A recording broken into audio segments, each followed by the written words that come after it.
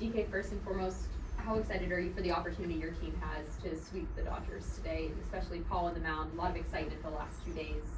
What are you hoping your guys go in managing, the emotions of this one and just play as hard as they did the past 2? Yeah, I think that's the key, is just doing the same thing that we did the first couple days. Been playing good baseball recently and just continuing to do that.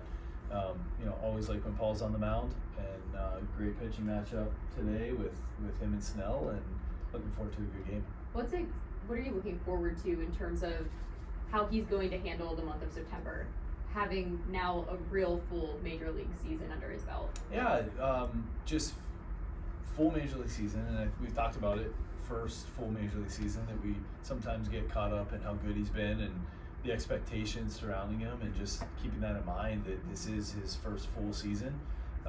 Just finishing strong, the way that we know how hard he works and everything he puts into it, and being able to finish it out, him along with the others. I mean, you see last night having 4 rookies at the beginning of that game, and really for all of our guys just continuing to finish out through the end of September, and managing the innings limits and everything that goes into that with all these guys, just making sure that they finish through the full season and not just have to cut it off because of a limit or anything. It looks like he's on pace for 32 starts. How much, I don't know if he's on pace for 200 innings, but I know that's kind of important to any starting pitcher.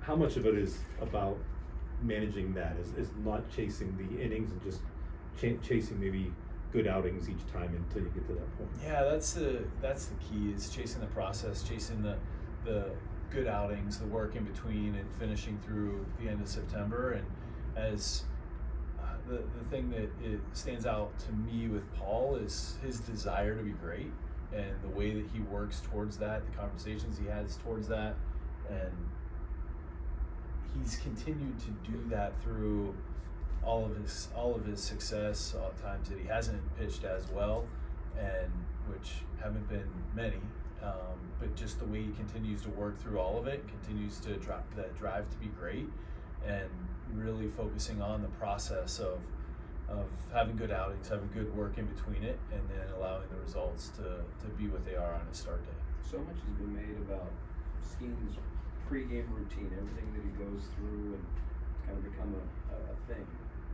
How or if does rain, moving targets, start times, would that impact his intentional work that he does before the game? We get really good at that here in Pittsburgh, dealing with rain and moving targets, and he's had a lot of practice. I mean, it was a joke at one point that you can't have a skiing start without rain, and a rain delay, and how we go about it. And I think that he's adapted, evolved in how to prepare himself in it, as well as the team has. It's one thing that I think that the guys have done a really good job with this year, is learning how to navigate that and be prepared, even through a delayed start or even a delay during the game. Do we make too much of that, or do we not make enough of it? When we talk about starting pitchers being creatures of habit, something kind of beyond their control, it occurs. Is it a thing, or is it not? I don't know if we make too much or too little of it. It's as a human, and it gets into routines. All these guys, they have their own routine to get going, and it is something that will throw you off. I think as you deal with it, as you go through it, and the experience you gain, you learn that it's part of playing in Pittsburgh, and how that grit and that blue collar mentality that the city has, that our players have, like finding ways to overcome it and be able to be prepared whenever the game starts. I'm going to redeem myself with this question, since Blake Snell is starting today. What's key against the left-hander like him, who has developed such a good resume in this league and has had so much success over a long period of time? Yeah, a long period of time. He's unbelievable starter, and I think that, to me, the game plan that we've had that has been pretty successful over the course of the last 3-4 weeks, and finding ways to manage the middle of the strike zone, and something with him that slider that he can throw, and pitches off with a fastball. We have to stay in the middle of the plate and in the middle of the field, and again, not try to do too much. I know we talk about it all the time, and it sounds cliched and simple. That's kind of how we have to go about it, and not do too much when you go up there. Allow it to happen. Have a good at bat. I mean, looking at the at bats last night with Brian Kutch, they hit the home runs, but it's the process, it's the approach that they take up there that really stands out. How tough is it when you have two lefties in a 3-game series that's 2 games O'Neal's not in the lineup? Is he having struggles against lefties again, or is it more just trying to put him in position, given the funk he was in, put in position to be successful against righties? Put him in position to be successful, get that confidence going. I thought one of the biggest at-bats the other night was O'Neal against Bonda. You know, when we had 2nd and 3rd and Tommy scored on the contact play, for O'Neal to come up in that situation, put the ball in play, moving forward in a close game, was really big, and you know, continue to get O'Neal exposure against the lefties, because he is going to play against lefties. Horowitz is going to play against lefties too, and right now where we're at, getting York needs to play too, and getting Canario in there against left-handers. He's had some success recently.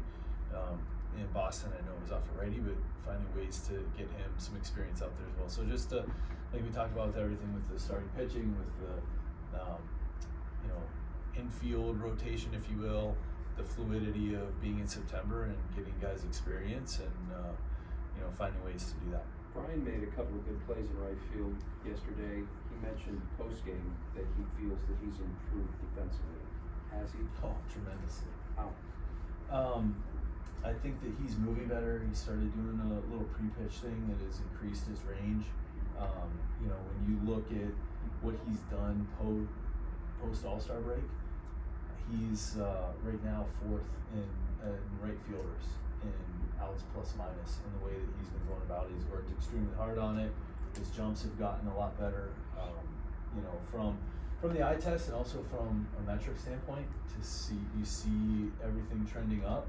And the one thing, Brian is very competitive, and again, Brian wants to be great. And when he was always looking for things to improve, and found something that has really worked for him. And you know, a couple years ago, his arm wasn't playing as well, and he took a full off season, and now he's got a strong arm, like when he goes out to right field. But it was something that he had to work on, and he's worked extremely hard on the defensive side, and has seen a lot of improvement as the season has gone on in right field. So not long ago, he wasn't grading out very well metrically, just in the publicly available stuff. You're saying this improvement has happened, a big improvement has happened in a relatively short period of time, if I'm understanding? Really short period, yeah, since the All-Star break. Okay. Donnie, what would it mean for Paul to win the Cy Young to you and the organization if he were winning? I mean, he looks like he's the favorite right now. Yeah, it's obviously for the guy, the way he works, the way he competes, the stuff he's got, the way he goes about it. I think we all want that for him, and I think that you know, hopefully it's this year. Whether it's this year or not, he is a Cy Young worthy pitcher. You know, it mean a lot to Paul, to the organization. You know, for him to win that, I think in knowing Paul and the way that he goes about things, the thing that is so impressive is that's not why he does what he does. You know, he does what he does because he wants to be really good, he wants to be great, and he wants to go out there and help the Pittsburgh Pirates win baseball games. And as he continues to work at that, I think that those accolades and awards are going to be a byproduct of who he is and how he goes about things, and the talent that he's been blessed with. And he's deserving of that award. You know, hopefully it happens this year, but knowing him and the way that he goes about things, that it's going to be a consistent conversation. What's it like just to see him starting the game off against Ohtani? I mean, that was the talk of baseball when they went head-to-head last year. And now here they are. It's going to be the first bat of the game. Yeah, no, it's always fun when you get to see those matchups. And hey, correct me if I'm wrong, was it strikeout and then homer? Strikeout and then homer. Yeah, and like when you have those matchups of, you know, two powerhouses going against each other, that's fun. That's what baseball is all about, is seeing those matchups, and it's exciting. Paul's called that big on big. I mean, do you see a difference in Paul when he gets those type of matchups? When he goes up against an Ohtani or a Judge or someone like that? Every time Paul takes the mound, he has that same type of demeanor, same type of mindset of going after it. You know, maybe for, I don't know, you'd have to ask him, but just really impressive to me how he takes every single start the same way and works towards that between starts as well.